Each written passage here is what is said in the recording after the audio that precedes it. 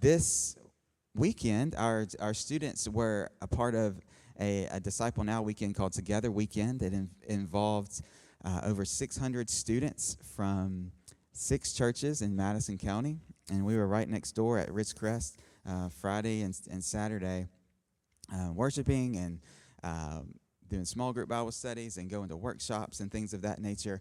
And I have asked Pearl and Mariana if they would share with you guys this morning a little bit about what they experienced this weekend. Good morning. So my name is Pearl, and I'm sure y'all all know Mariana. But first of all, I just want to say this weekend has been very impactful for, I'm sure, all of us. And so we're just going to share a few things that really spoke to us. And so one thing that really spoke to me was the correlation between faith and works. So one thing that Mariana said while we were actually speaking about this was, breath is to life as faith is to works. So really, you can't have one without the other. And so, what good is it to have faith but not live it out with works? And so I think a lot of times we find ourselves like saying that we're a Christian but not living out the life that God declared us to live out. And one thing that they said was even demons believe in God, and even demons shudder at God.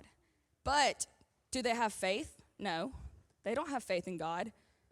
So I think that part really spoke to me, because as much as we want to say that we believe in God, we also have to have works and live out the life that Christ meant us to live out.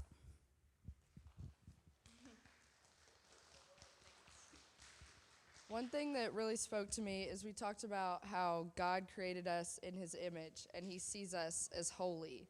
And we have positional holiness in his eyes, which means that our position in his eyes is holy.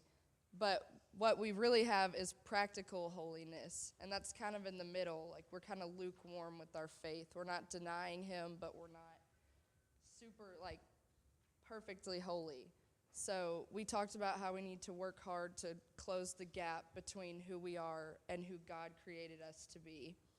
And another thing we talked about is that the devil has tactics to bring you away from God, like isolation, and he causes you to want to live for other people and attacking you in times of trouble, and he denies his word like he did in the garden with Adam and Eve. He said, "Did God really say this? Did he really say that you couldn't eat from this tree?" Which that really spoke to me, because I realized that a lot of the things that I struggle with are just the devil trying to bring me away from God. So, yeah, we had a great time this weekend.